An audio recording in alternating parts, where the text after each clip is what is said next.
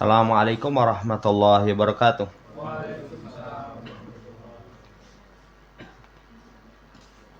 Innal hamdalillah nahmaduhu wa nasta'inuhu wa nastaghfiruh. Wa na'udzu billahi min shururi anfusina was sayyiati a'malina. May yahdihillahu fala mudhillalah wa may yudlilhu fala hadiyalah. Wa asyhadu an la ilaha illallah wahdahu la syarikalah. Wa asyhadu anna Muhammadan abduhu wa rasuluh. Allahumma shalli ala Muhammad wa ala ali Muhammad. Allahumma anfa'na bima 'allamtana wa 'allimna ma yanfa'una wa zidna ilma. Ma'asyiral muslimin rahimani wa rahimakumullah. Melanjutkan pembacaan Qawaidul Qur'aniyah, masih di kaidah yang ke-31. Wa ashiruhunna bil ma'ruf, pergauli mereka dengan cara yang ma'ruf. Pertemuan yang lalu disampaikan ma'ruf itu secara uraf, kebiasaan di satu tempat. Kemudian penulis juga menjelaskan di halaman 195 berkaitan tentang perintah syariat pergaulan ilal urfi kepada uraf kebiasaan itu ja'adzalika fi mawadhi'a katsiratin, datang pada tempat yang sangat banyak. Contohnya walahunna mithlul ladzi 'alaihinna bil ma'ruf, mereka para istri itu memiliki hak semisal tanggung jawab mereka terhadap perkara yang ma'ruf. Dengan yang ma'ruf. Jadi kalau mereka punya kewajiban, mereka pun juga punya hak. Istri diperintahkan berbakti kepada suami, tapi istri juga punya hak-hak. Ini sesuai dengan kebiasaan yang berlaku. Kemudian dalam ayat yang lain, wa ashiruhunna bil ma'ruf, perintah kepada suami mempergauli istri mereka dengan cara yang ma'ruf. Tapi ingat, walahunna mislul ladzi 'alaihinna bil ma'ruf, mereka memiliki hak semisal tanggung jawab yang mereka lakukan. Ini sudah kita baca di pertemuan yang lalu. Kemudian di surat Al-Baqarah 229, at-talaqu marratan fa imsakum bima'ruf aw tasrihum bi ihsan. Talak itu 2 kali. Jadi kalau seorang punya istri ada masalah, solusi masalah itu pertama nasihati dengan lemah lembut. Kalau nggak bisa, pisah ranjang. Kalau nggak bisa, boleh dipukul. Dan ini pernah disampaikan, cuman perbaikan dengan pukulan itu, satu, si istri bisa menerima nasihat dengan pukulan. Kalau tipe perempuan nggak bisa menerima dengan ini, nanti semakin parah. Kemudian pukulannya itu tidak boleh membuat luka. Pukulannya tidak boleh pada wajah. Nah, kalau pukulan ini tidak mempan, nanti jamaah hormati boleh cari penengah. Boleh cari penengah. Jadi dengan lemah lembut, nanti setelah lemah lembut nggak bisa pisah ranjang. Pisah ranjang nggak bisa, boleh dipukul. Nggak bisa, cari penengah. Kalau cari penengah sudah tidak diketemukan titik temu, nggak mungkin bisa damai kembali, boleh talak. Talak itu sekali. Nanti kalau misalkan selesai dari masa iddahnya 3 kali haid, kan talak yang sunnah itu ditalak dalam kondisi suci belum dikumpuli. Ya, kemudian ditunggu haid, suci, haid, suci, haid, suci, haid yang ketiga. Setelah itu, kalau mau ditalak silahkan, tapi kalau mau dirujuk, ya udahlah. Kalau belum genap 3 kali haid, dirujuk, sudah langsung rujuk kembali.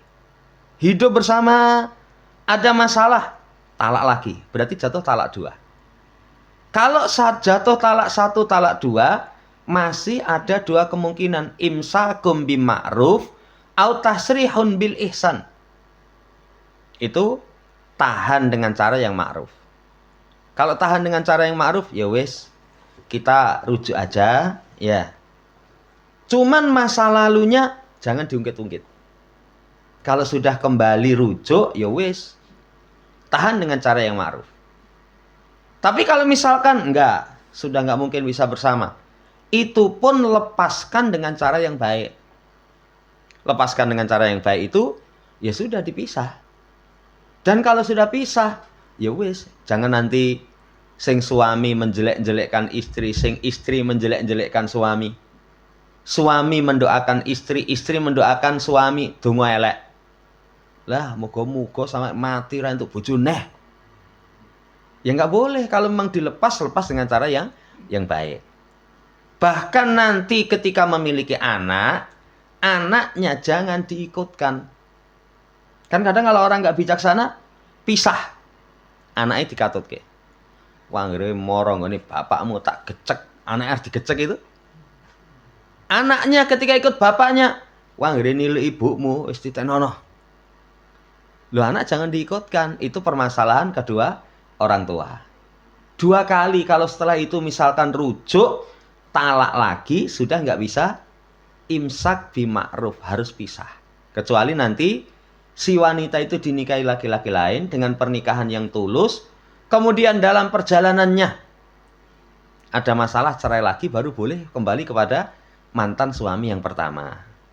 Perhatikan di sini, imsakum bima'ruf. Ketika memang dipertahankan dengan cara yang baik. Kalau memang dilepas dengan cara yang baik. Nggak boleh pertemuan yang lalu kita sampaikan, seorang laki-laki mentalak istrinya tidak, ditahan tidak, dicerai tidak. Sehingga wanita itu dalam kondisi tergantung. Tergantung itu, iki jane rondo apa ndek bojo to, Mbak? Ya, saya itu jane ndek bojo, Mas. Lah terus nggak diopeni.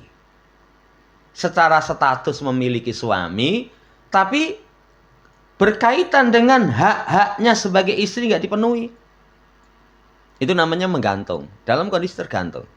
Kalau misalkan dilepas dengan cara yang baik, nanti dia bisa nikah lagi. Tapi kalau memang ditahan dengan cara yang ma'ruf, diopeni. Diopeni, kalau dipertahankan ya diopeni betul. Bukan dalam kondisi tergantung. Ini saudaraku yang saya hormati, di surat Al-Baqarah 229. Nah, semakna dengan itu surat Al-Baqarah 231. Fa'idha talaqtumun nisa fabalagna ajalahunna fa'amsikuhunna bima'ruf aw sarrihuhunna bil ma'ruf. Sama. Kalau kalian talak para wanita, sudah sampai batasnya. Batasnya talak, tadi kalau talak 1, talak 2, 3 kali haid. 3 kali haid. Kalau sebelum 3 kali haid itu mau dirujuk, langsung. Karena 3 kali haid itu kalau belum selesai, statusnya masih istri. Tapi kalau misalkan sudah selesai 3 kali haid, pengen dirujuk, itu ijab qabul ulang. Ijab qabul ulang. Ini wallahu ta'ala alam. Kemudian, termasuk perkara yang sesuai dengan kemakrufan. Sesuai dengan uraf. Itu fi sya'ni nafkah alal murdi wal murtadi. Nafkah berkaitan dengan orang yang menyusui ataupun yang disusui. Kadang kalau pisahan, kondisi pisah, punya anak kecil. Punya anak kecil. Ya, masih menyusu. Itu siapa yang kasih nafkah? Ibunya sama anaknya itu siapa? Kata Allah Subhanahu wa taala, wal walidatu yurdi'na auladahunna haulaini kamilaini liman arada ayutimma radha'ah wa 'alal mauludi lahu rizquhunna wa kiswatuhunna bil ma'ruf. Kata Allah, wanita itu menyusui anak-anak mereka 2 tahun sempurna. 2 tahun sempurna. Jadi menyusui itu sunahnya 2 tahun sempurna. Kalau lebih dari itu boleh apa enggak? Boleh, sekedar makanan saja. Cuman kalau anak wis misalnya 5 tahun disusu nih, wah yang sini-sini. Iya. Tapi kalau 2 tahun itu masih maklum. 3 tahun jamaah hormati ya kadang ada, tapi sekali lagi sunahnya 2 tahun sempurna. Nanti fuqaha katakan kalau lebih dari 2 tahun itu sekedar makanan biasa saja.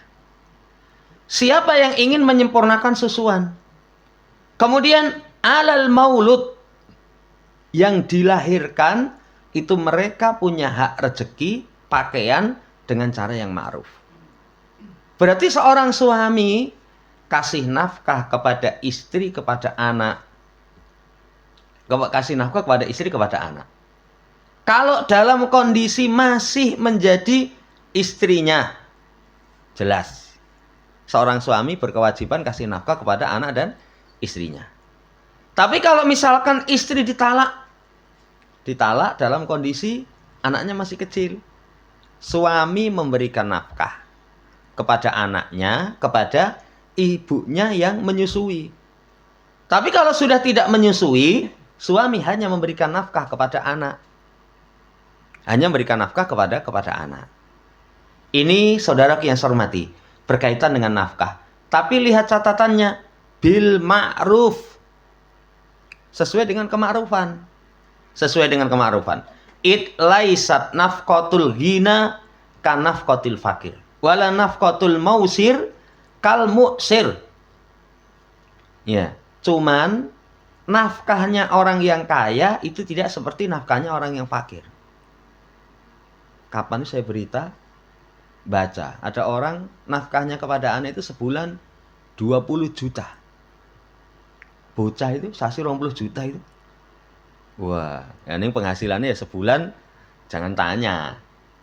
Ya, kalau kita penghasilannya sasi piro Mas? 2 juta. Nafkah anakmu 40 juta. Lah kok ngendi lah itu?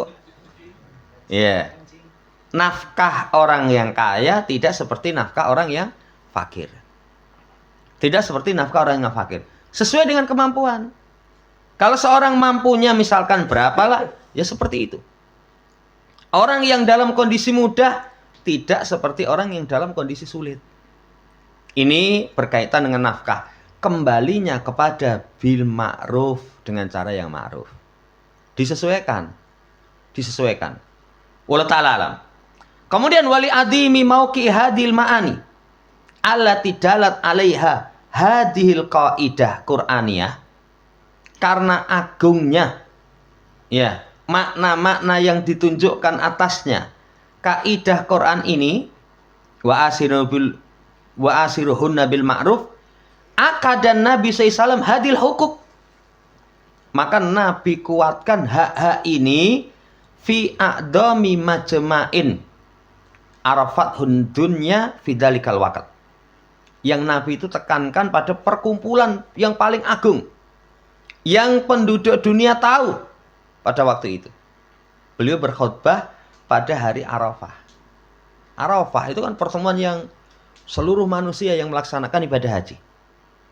Perkumpulan yang besar, hari Arafah. Nabi SAW dalam hari Arafah itu, fattaqullaha fin nisa, takwalah kamu berkaitan dengan para wanita.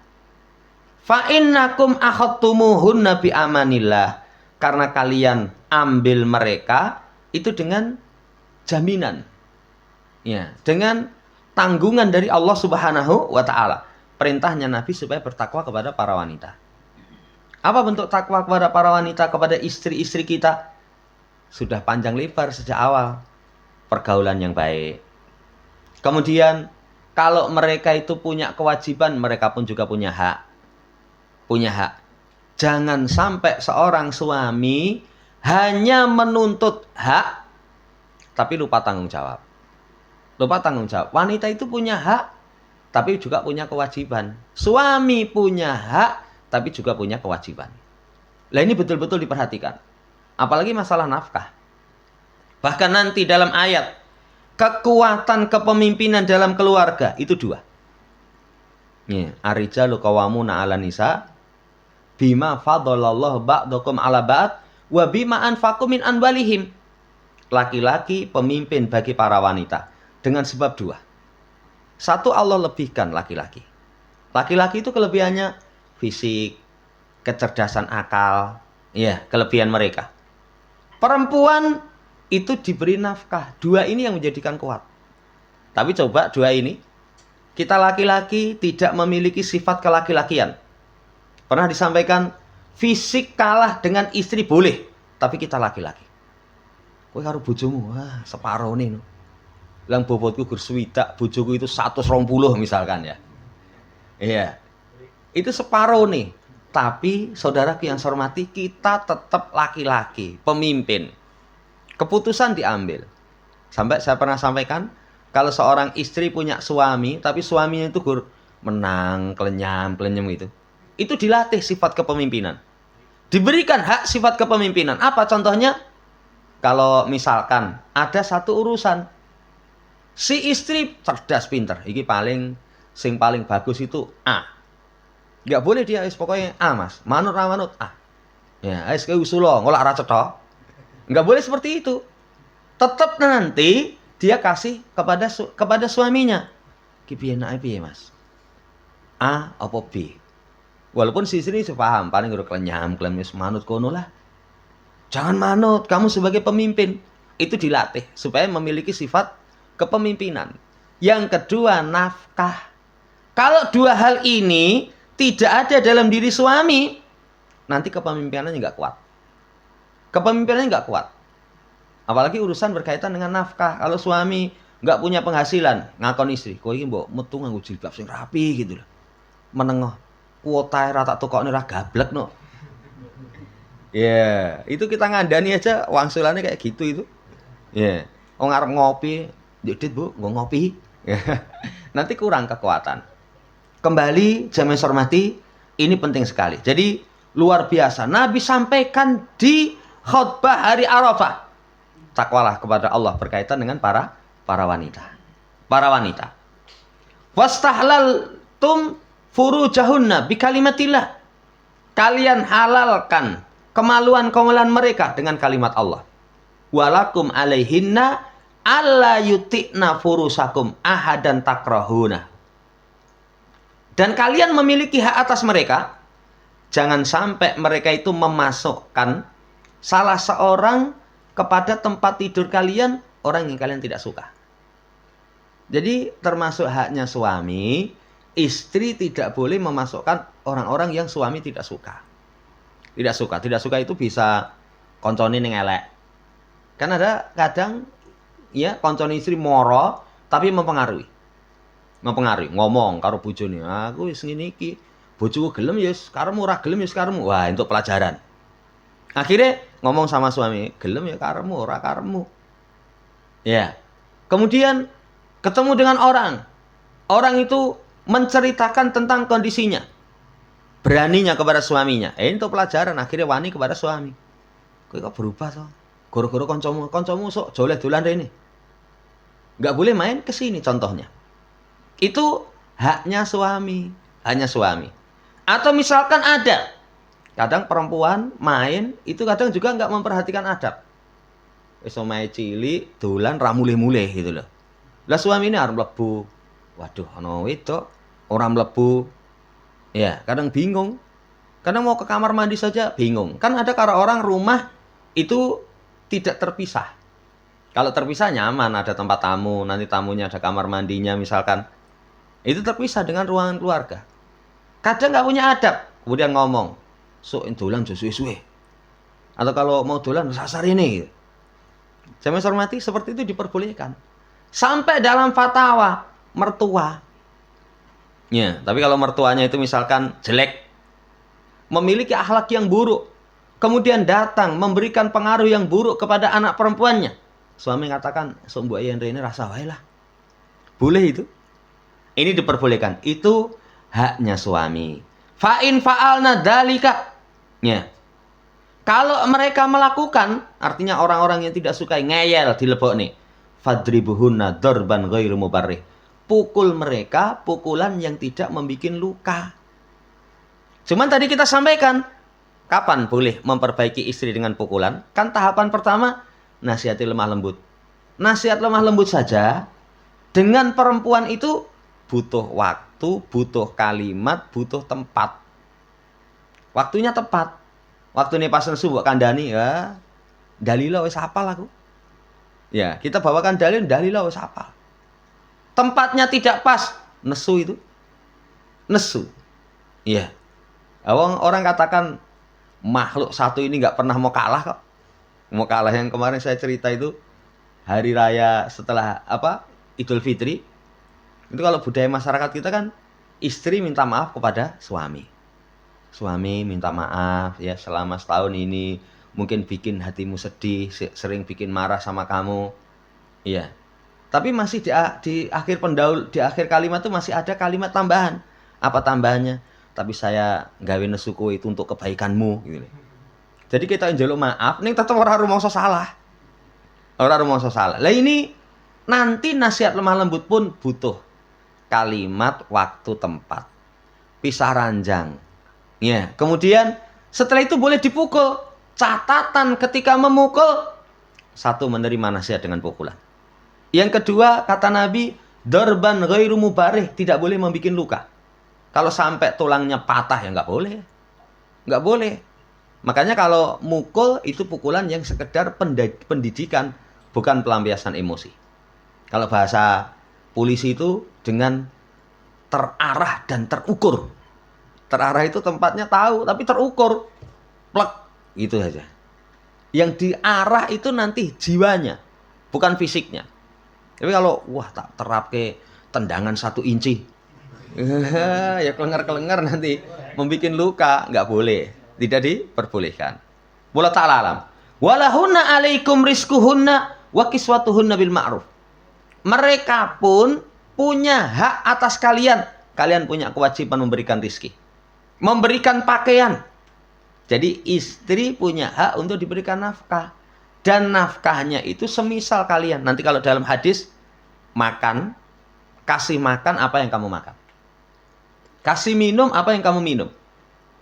Itu menunjukkan kepada kita, seorang suami, jangan sampai. Kalau istri, dino, pokoknya kangkung karo tempe terus. Ya, malah didalili, ini sehat sekali loh. Tempe pemenang digoreng itu, menurut Dr. Zaidul Akbar itu sehat. Ning suami nih tiap pagi tengkleng, tongseng gitu. Ya, awan mangan enak-enak. Itu nanti dimintai tanggung jawab. Ya, kecuali kalau tengkleng tongseng dijajak nih koncone ya beda meneh ya. Tapi kalau enggak, ya asalnya kasih nafkah seperti itu. Pakaian pun begitu. Kalau suami misalkan kualitas pakaiannya bagus, kasih pakaian kualitasnya bagus. Ini kepada istri. Ini namanya ada hak, ada tanggung jawab. Ada hak, ada tanggung jawab. Kalau seorang hanya menuntut hak mengesampingkan tanggung jawab, itu namanya mutaffif. Wailul lil mutaffifin. Mutaffif itu kalau nimbang untuk dirinya sendiri diantepi. Turai punjuli wrong on.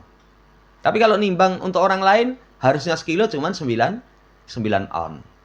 Ini namanya orang-orang yang curang. Wallahu ta'ala alam. Wal ayat wal ahadisu fi hadzal babi katsiratun jiddan. Ayat dan hadis dalam bab ini sangat banyak. Yeah. Wal masudu tanbihu ala adimi mauqi hadil qaidati syar'iyyati wallati yata'allamul mu'min min kasrati ma yara min hatski li hurmatiha wa adami mura'ati li hududiha. Maksud peringatan tentang agungnya praktek berkaitan dengan kaidah yang syar'i. Yang seorang mukmin itu tersakiti dari banyaknya apa yang dia lihat berupa berkaitan dengan terkoyaknya kemuliaan para wanita. Jadi tidak diperhatikan berkaitan dengan hak-haknya para wanita. Lah ini diingatkan, asyiruhunna bil ma'ruf. Mereka punya hak. Fatara ba'da rijal la yuhsinu illa hifdun wa tardidul ayat wal huququl lati tahussuhu wa la yatahaddatsu anin nususil lati tuaqidu huquqa zaujatihi fawailul lil mutaffifin. Kamu akan lihat sebagian laki-laki itu tidak baik kecuali menjaga, menghafal, mengulang-ulang ayat berkaitan dengan hak suaminya. Apa ada seperti ini? Ada ternyata kok. Saya jumpai kasus beberapa itu. Suami ini tuh dualil pinter gitu. Tapi yang dia bacakan apa? hak yang khusus bagi dirinya. Hak yang khusus bagi dirinya diwacani dalil. Tapi tidak pernah yatahaddatsu aninusus, berbicara tentang nas yang menguatkan hak istrinya. Jadi hak istrinya nggak pernah dibahas. Padahal kalau seorang di akhirat kelak, itu yang dia tanyakan haknya apa kewajibannya? Kewajibannya. Hei suami, gimana kewajiban kamu sebagai suami? Hei istri, bagaimana kewajiban kamu sebagai istri? Tidak ditanya suami, hakmu dikasih apa belum? Tidak ditanya istri, hakmu dikasih apa belum? Justru kalau haknya nggak dikasih, di akhirat dia punya kebaikan yang banyak. Lah ini tanbih. Tanbih. Kalau orang awam, jamaah hormati, ya laki-laki yang tidak bertanggung jawab, sabrek. Banyak sekali. Banyak sekali. Ini walau ta'ala alam. Kemudian wafil muqabil. Fa inna ala zaujati antatakillaha fi zaujiha. Maka sebaliknya, seorang istri pun hendaknya bertakwa kepada Allah berkaitan dengan suaminya.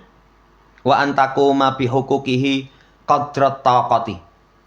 Hendaknya dia laksanakan hak suami sesuai dengan kemampuan. Ingat, sesuai dengan kemampuan. Sesuai dengan kemampuan. Wa ala yahmilaha taksiru zaujiha fi haqqiha ala muqabalati dzalika bi taksir fi haqqi. Ini yang kita singgung tadi. Dan jangan sampai kurangnya tanggung jawab suami dalam penunaian haknya menjadikan dia balas dibalik. Ya wes, kamu seperti ini, ya aku seperti ini. Ya aku seperti ini, enggak. Ya, tapi alaiha antasbira wa tahtasib. Hendaknya sabar, hendaknya dia mengharapkan pahala. Mengharapkan pahala. Kalau suami istri masing-masing diperhatikan, tugas saya apa sih? Tugasnya ditunaikan dengan baik, Masya Allah. Ya, saya menghormati. Istri juga begitu. Kewajiban saya sebagai istri bagaimana? Tapi ada itu, saya kalau curhatan rumah tangga itu pernah. Orang jauh ini. Ya, orang jauh curhat. Jadi sampai suami itu kalau menginginkan istri, itu ngewahi duit sih. Ya, jadi anggere kowe nyekeli aku duit, kala itu 300.000. Ada 300.000 mbok wehi, engko nanti lagi saya boleh kamu apa-apakan. Sampai bojone itu ngomong iki karo bojone dhewe ning kaya tuku ning pelacuran katanya. Iya, sampai seperti itu. Saudara yang saya hormati, karena nggak paham berkaitan tentang hak-hak suami istri. Kalau suami yang baik ya wis tunaikan hak. Istri yang baik tunaikan hak. Tunaikan hak. Jangan sampai kekurangan dari pasangan mengantaranya tak balas. Enggak. Nanti nggak akan baik. Wallahu ta'ala alam. Ya. Sampai ini dulu, insya Allah nanti kita lanjut pada ayat di bawahnya. Ini masih seputar dengan surat Talak. Wallahu ta'ala alam. Demikian sebelum ditutup. Ada yang tanyakan, kalau bisa kita jawab.